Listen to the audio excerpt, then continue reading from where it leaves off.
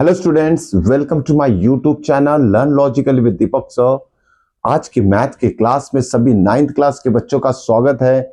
आज हम जो टॉपिक स्टडी करने वाले हैं it is from math subject and the name of chapter is surface area and volume. Okay, तो आज हम पढ़ेंगे क्लास नाइन्थ के लिए। Okay, chapter number 11 surface area and volume. Okay, तो देखिए सरफेस एरिया वॉल्यूम में हमें कुछ फिगर के साथ डील करनी पड़ती है, मतलब कुछ फिगर को स्टडी करनी पड़ती है और उससे related surface areas and volume find out करना पड़ता है यूजिंग फॉर्मूलेज। तो सबसे पहले हम ये देख लेते हैं कि नाइन्थ स्टैंडर्ड में हमें कौन से फिगर्स स्टडी करने हैं।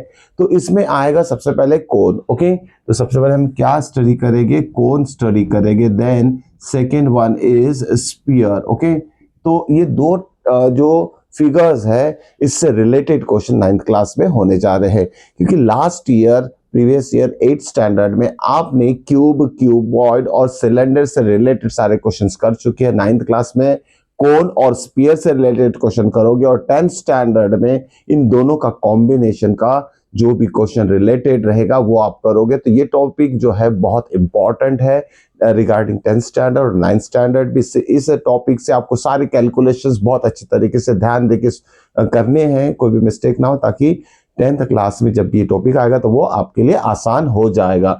चलिए शुरुआत करते हैं surface area and volume for 9th standard.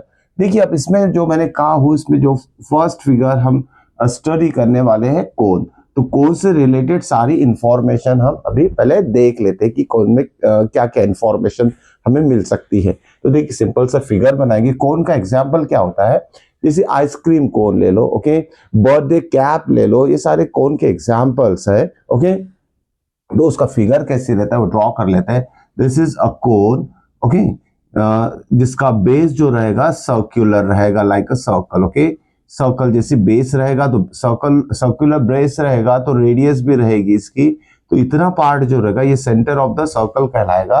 तो कोन का जो बेस रहता है सर्कुलर रहता है, हैविंग सेंटर एंड रेडियस।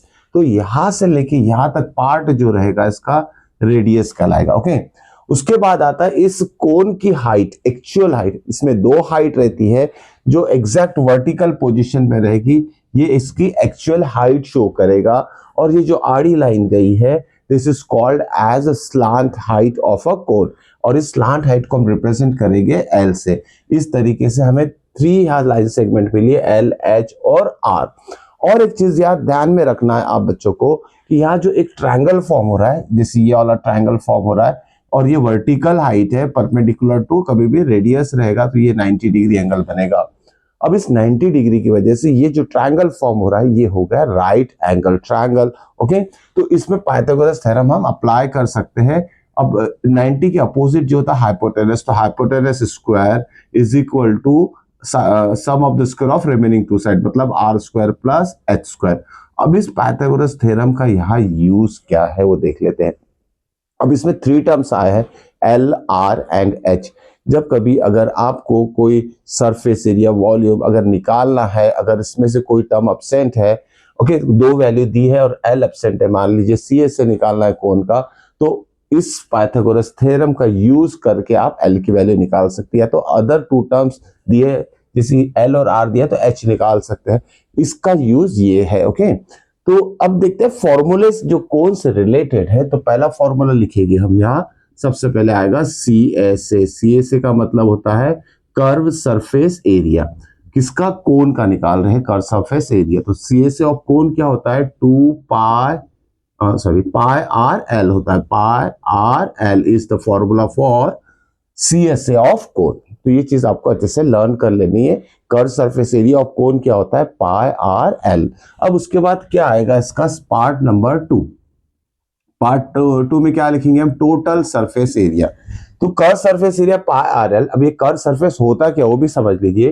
कोन का जो ऊपर वाला पार्ट रहेगा, बेस को अगर छोड़ दिया जाए, जो सर्कुलर है, तो ये सर्कुलर बेस को छोड़ दिया जाए तो ऊपर जो कोनिकल पार्ट यहां से यहां तक रहेगा, ये कर्वेचर पार्ट जो रहेगा इसी को सीएसए कहा जाता है। टीएसए में क्या आएगा? टोटल सरफेस एरिया में क्या आएगा? ये जो बेस का एरिया ये वाला, ये भी इसमें सीएसए में इंक्लूड हो जाएगा। तो तो टीए से किस तरह से लिखेंगे हम, देखिए टोटल सरफेस एरिया मतलब कर्व सरफेस एरिया और साथ में ऐड कर देंगे एरिया ऑफ बेस। ओके, तो एरिया ऑफ बेस, बेस क्या सर्क्यूलर है, ओके लाइक सर्कल, तो एरिया ऑफ सर्कल क्या होता है पाई आर स्क्वायर।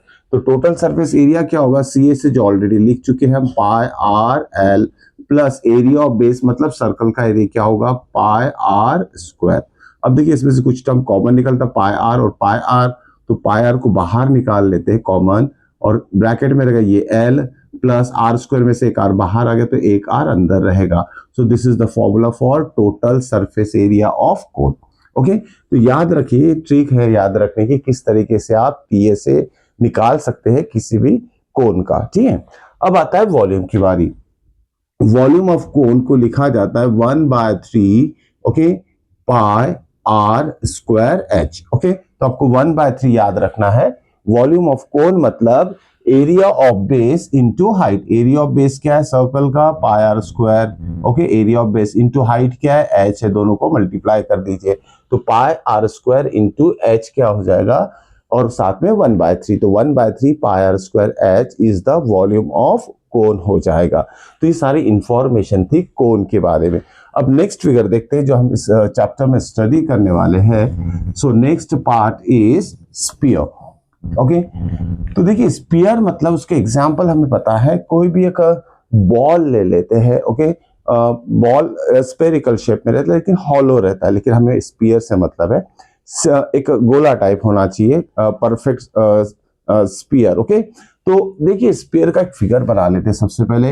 अब बोर्ड के ऊपर तो ये सर्कल ही नजर आएगा, लेकिन थोड़ा इसको 3D लुक दे देते हैं इसको ऐसी, तो ये मान लेते हैं कि ये क्या है स्फीयर है। Okay, this is a sphere having centre. Okay, centre लिखने की जरूरत नहीं, डॉट बना दीजिए, क्यों, क्योंकि हमें रेडियस की जरूरत पड़ेगी यहाँ। अब यहां से यहां तक का जो डिस्टेंस रहेगा ये कहलाएगा रेडियस ऑफ स्फीयर। ओके, और एक चीज ध्यान में रखिएगा, क्योंकि स्फीयर का जो सीए से रहेगा टोटल कर्वेचर पार्ट ही रहता है, उसमें कोई फ्लैट पार्ट नहीं रहता है, तो ये सीए से जो है ये ही टीए से भी कहलाएगा। तो पहला इसमें फॉर्मूला जो आएगा, देखिए पहले हम लिख लेते हैं, it is about sphere, this is about sphere. तो इसका पहला फॉर्मूला क्या आएगा सी एस ए, इसका टोटल कर्वेचर पार्ट है, इसमें कोई फ्लैट पार्ट नहीं है, तो टोटल पार्ट ही कर्वेचर है, इसलिए कर्वेचर का जो मतलब सीए से जो रहेगा वो ही टीए से इसमें रहेगा। ओके, तो सीए से of sphere is nothing but total surface area of sphere. Okay, और एरिया ऑफ सीए से और टीए से के लिए फॉर्मूला जो लिख रहे हैं हम वो है 4 pi are square. 4 pi are square is the formula for CA से एज वेल एज टीए से। ओके, तो सिर्फ सरफेस एरिया बोला है तो भी ये यूज करना है, सीए से बोला है तो भी यूज करना है, टीए से बोला तो भी यही फॉर्मूला यूज करना है। अब आते हैं नेक्स्ट, इसमें दो ही फॉर्मूले, एक तो सीए से टीए से का सेम फॉर्मूला हो गया। नेक्स्ट आता है वॉल्यूम। वॉल्यूम ऑफ स्फीयर का फॉर्मूला है 4/3 into pi r cube. Okay, तो वॉल्यूम ऑफ स्फीयर क्या लेंगे हम 4/3 into pi r cube. Okay, hope so कि समझ में आ गए, दोनों फॉर्मूला अच्छे से नोट डाउन जरूर कर लीजिएगा। तो ये था स्फीयर का पार्ट जिसमें हमने दो फॉर्मूले देखे। अब नेक्स्ट पार्ट जो देखते हैं हम, हेमिस्फीयर की बारी है इसमें। देखिए हेमिस्फीयर क्या होता है, पहले हेडिंग देख लेते हैं, थर्ड जैसी हेमिस्फीयर। ओके, हेमिस्फीयर की बात करते हैं। अब देखिए ये स्फीयर है, इसके क्या करते हैं, इसके 2 इक्वल हाफ कर देते हैं। ओके, जिस लेमन को हम बीच में से काटते हैं तो उसके 2 इक्वल पार्ट हो जाते हैं। वैसे ही कोई भी स्फीयर को काटोगे तो उसके 2 इक्वल पार्ट अगर हो जाते हैं तो एक पार्ट क्या कहलाएगा हेमिस्फीयर। ओके, तो उसका फिगर कैसे बनेगा देख लेते हैं। जैसे ये आधा पार्ट हो गया, right, this one is a half part, और ये उसका ऊपर का सरफेस हो जाएगा। ओके, सर्कुलर सरफेस हो जाएगा।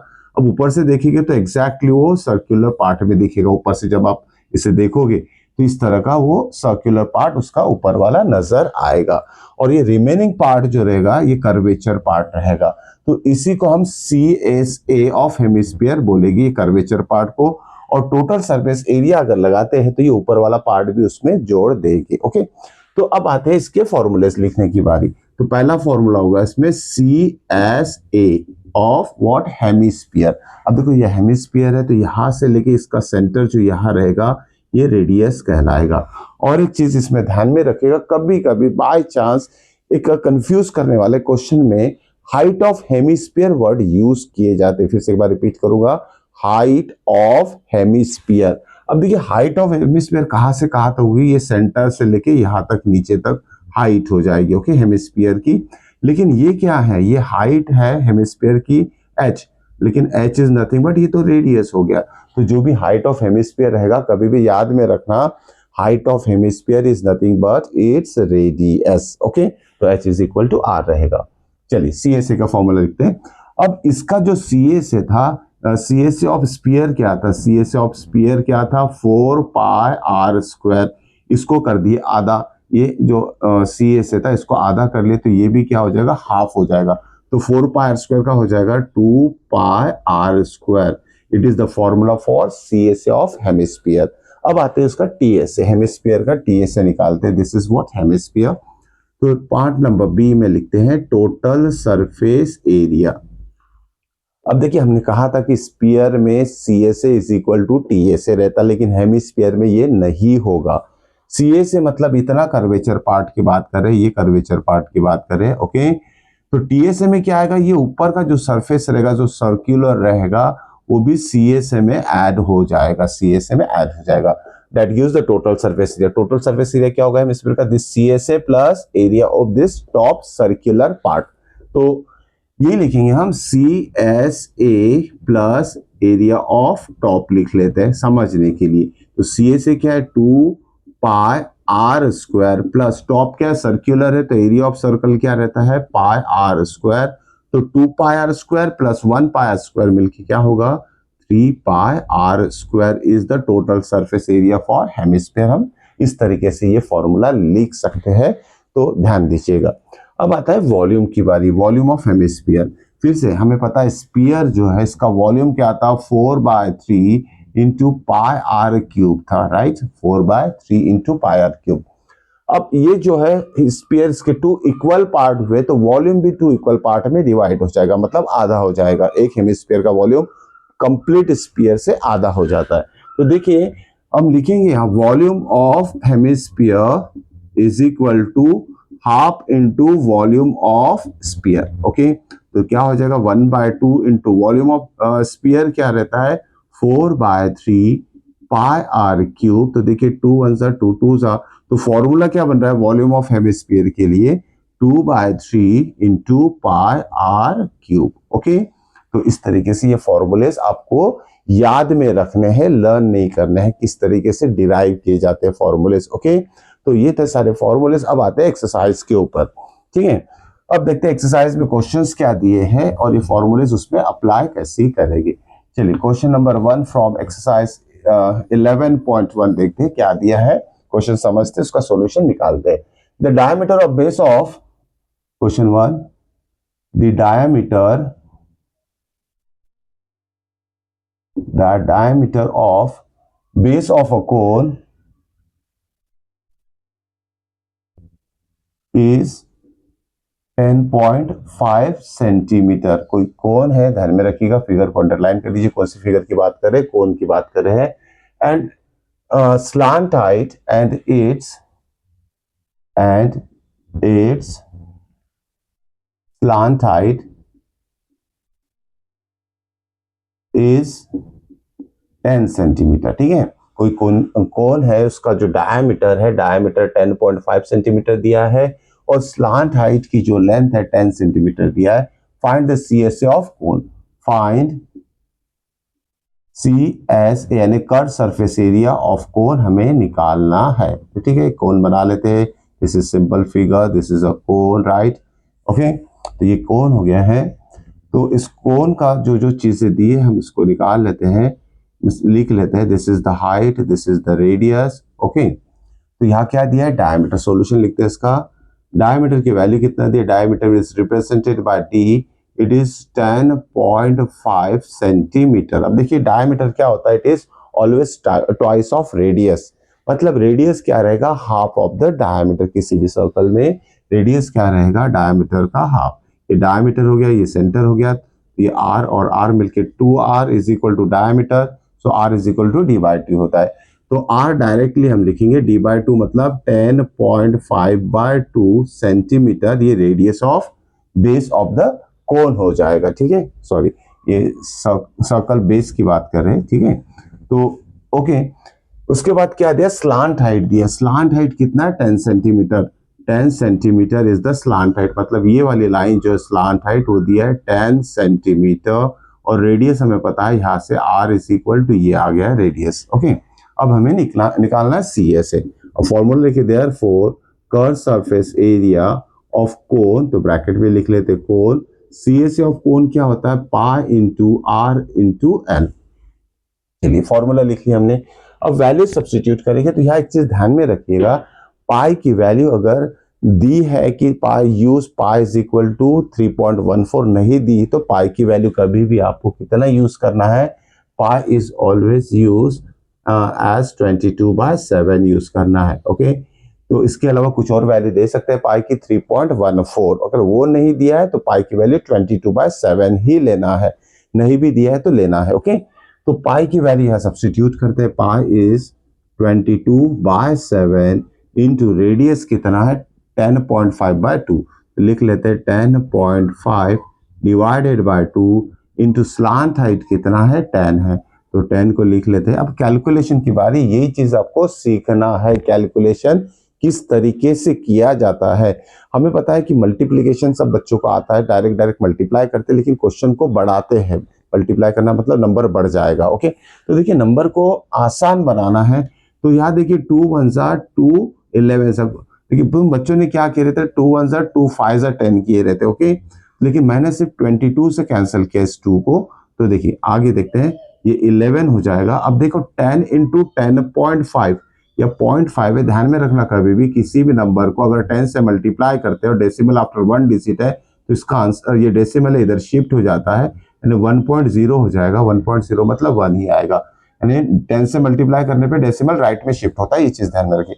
ये डेसिमल इधर राइट में शिफ्ट हो जाएगा इंटू 10 करने से, तो कितना आएगा 11 इंटू 10.5 इंटू 10 कितना हो जाएगा 105 डिवाइडेड बाय 7, ये जो 7 था लिख लिया। ओके, अब यह मुझे नजर आ रहा है कि 1057 से डिविजिबल है, तो डिवाइड कर लेते हैं, डायरेक्ट भी कर सकते हैं लेकिन डायरेक्ट नहीं करना है। 7 1 7, ओके, तो 10 माइनस 7 कितना आएगा 3 3 5 35, 7 5 35 हो जाता, तो इसका जो कैंसलेशन होगा 35 से होगा। तो 11 इंटू 35 कर लेते हैं, 11 5 55, 11 3 33 प्लस 5 38 सेंटीमीटर स्क्वायर जो रहेगा सी एस ए ऑफ कोन रहेगा। इस तरीके से हमने C S A of cone find out कर लिया है। ठीक है, तो ये तो हमारा क्वेश्चन नंबर 1। अब आते हैं नेक्स्ट क्वेश्चन पे, question number 2। Okay, question number 2 में भी हमें पाई की जो वैल्यू है 22/7 ही यूज करना है, ये चीज भूलना नहीं है। चलिए क्वेश्चन नंबर 2 देखते हैं क्या दिया है। फाइंड टोटल सरफेस एरिया, तो शॉर्ट में हम टीएसए लिख सकते हैं, of cone if it's slant height is 21 centimeter, okay, and diameter of the base is 24 centimeter, and diameter of base is 24 centimetre. ठीक है, फिर से किस चीज की बात की, किस फिगर की बात की, कोन की बात किया। फाइंड क्या करना है, फाइंड टीएसए। टीएसए मतलब total surface area. Total surface area में क्या आता है, curve surface plus area of base, जो कि मैं ऑलरेडी एक्सप्लेन कर चुका हूं। तो देखिए सॉल्व करने से पहले एक सिंपल सा फिगर जरूर बना लीजिएगा, फिगर बहुत हेल्प करता है ओके समझने के लिए क्वेश्चन की क्या चीज हमें फाइंड आउट करना है। देखिए ये होगी हाइट, ये होगी रेडियस, और ये होगी स्लांट हाइट एल, इसे रिप्रेजेंट कर देते हैं हम आर एच एल। अब क्या क्या दिया इसमें लिख लेते, solution for this, solution right. तो दिया क्या है, if slant height is 21 centimetre, मतलब एल की वैल्यू दी है 21 centimetre, and diameter of base, base का डायमीटर मतलब यहां से यहां तक डी की वैल्यू दी है 24 सेंटीमीटर, तो रेडियस कितना हो जाएगा, half of the diameter that is 12 centimetre. यहाँ रेडियस डायरेक्टली लिख लेते हैं, या तो डायमीटर ही लिख लेते हैं 24 सेंटीमीटर, जिससे कि रेडियस कितना हो जाएगा उसका half, 12 centimetre is the radius. Okay, तो ये दो चीजें हमारे काम की है। अब निकालना क्या है, टोटल सरफेस एरिया। तो हम लिखते हैं formula for total surface area of cone is equal to, हमें पता है CSA plus area of base, तो इतना ज्यादा डिटेल में लिखने की जरूरत नहीं है। हम लिखेंगे CSA, ओके, CSA कितना होता है, pi r l plus area of base, मतलब क्या होगा, pi are square. Okay, pi are square. तो ये फॉर्मूला थोड़ा एक्स्ट्रा लिखा हो, मेन फॉर्मूला ये है, कॉमन निकालने के बाद पाई आर कॉमन हो जाएगा, एल प्लस आर हो जाएगा। ओके, तो इस तरीके से ये फॉर्मूला मैंने फिर से डिराइव करके आपको बता दिया है। ओके, तो आगे देखिए, पाई की वैल्यू कितनी रहेगी, 22/7, रेडियस कितना है, 12। ओके, उसके बाद ब्रैकेट लिखना मत भूलिएगा, एल मीन स्लांट हाइट दिए 21 प्लस रेडियस कितना है इसका 12 सेंटीमीटर। ओके, इस तरीके से सारी वैल्यू सब्स्टिट्यूट कर दी हमने। अब देखिए 22/7 वैसे ही रहेगा, इंटू 12 भी वैसे ही रहेगा।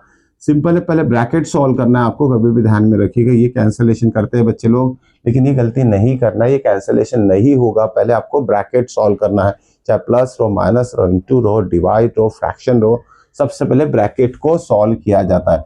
21 प्लस 12 हो जाएगा 33। ओके, इस तरीके से इसका आंसर जो आया 33 आया है। अब ये तीनों को देखिए, 7 से तो कोई डिविजिबल नजर आ नहीं रहा है, तो हम क्या करते हैं, 1 बाय 1, 1 2 3 को मल्टीप्लाई कर देते, ठीक है। तो पहले 22 से मैं इस 12 को मल्टीप्लाई करूंगा, तो 22 2 सा कितना होता है, 44, 4 बैलेंस, 22 1 सा कितना होगा, 22 प्लस 4 26। तो 22 और 12 को मल्टीप्लाई करने के बाद ये आंसर मुझे मिला है, इनटू 33 लिख दिया, डिवाइडेड बाय 7। ओके, तो ये फर्स्ट पार्ट किया मैंने। ओके, और से यहाँ न्यूमरेटर को मल्टीप्लाई करना है इनटू 33, ठीक है। तो अगर ओरली नहीं आ रहा है आपको, तो साइड में लेके 264 इंटू 33 कर लेते हैं, दोनों को मल्टीप्लाई करते हैं, ठीक है। पहले न्यूमरेटर सॉल्व करते हैं, फिर देखते हैं 7 से डिवाइड कैसे करना। 3 4 12, okay, 1, 3 6 18 plus 1 19, again 1, 3 2 6 plus 1 7। Okay, अब देखिए 3 से इसे मल्टीप्लाई किया तो ये आया, तो अगेन 3 से मल्टीप्लाई करेंगे तो ये टर्म मिलेगा हमें 297। ओके, 297, तो 2 एज इट इज रहेगा, 9 प्लस 2 11 रहेगा, या 1 कर लेते हैं, 9 प्लस 1 10 प्लस 7 17 हो जाएगा, 1, ओके, 8 8712 इसका आंसर आ गया है न्यूमरेटर का, 8712। अब डिवाइडेड बाय 7 कर लीजिए तो हमारा फाइनल आंसर आ जाएगा, ठीक है। तो देखते हैं इसका डिवीजन कैसी होगा। तो हमने क्या निकालना, TSA, तो यहाँ लिख लेते हैं TSA is equal to 8712 divided by 7। चलिए, अब साइड में लॉन्ग डिवीजन भी कर सकते हैं, मैं ट्राई करता हूँ डायरेक्ट डिवाइड हो जाए ये। तो डायरेक्ट डिवीजन कैसे करते हैं, 7 1 7, okay, 8 - 7 is 1, 1 7 is 17, 7 2 14, 17 - 14 is 3, 3 1 31, okay, okay, 7 4 28, 31 - 28 is 3, 3 2 32, 7 4 28, अब रह गया 4। ओके, तो डेसिमल लगाएंगे 40 हो जाएगा, तो 7 5 का कितना होता है, 35, फिर 5 रह गया, फिर 0 देंगे, 7 7 49। तो जो TS आ रहा है 1244 सेंटीमीटर स्क्वायर इतना आ रहा है। तो ये कैलकुलेशन चेक करना मत भूलिएगा, that gives the total surface area of cone। Okay, इस तरीके से कैलकुलेशन करके देखना ही है, लिखकर देखना ही है आपको सारे मल्टीप्लिकेशन, डिवीजन, तब जाके आपका कैलकुलेशन पक्का होने वाला है, ठीक है। तो ये सारी चीजें आपको हेल्प करने वाली है। तो ये था हमारा question number 2 from exercise 11.1। Next video में आगे के क्वेश्चन सॉल्व करेंगे। मिलते हैं नेक्स्ट वीडियो में नेक्स्ट क्वेश्चन के साथ। Till then, good bye.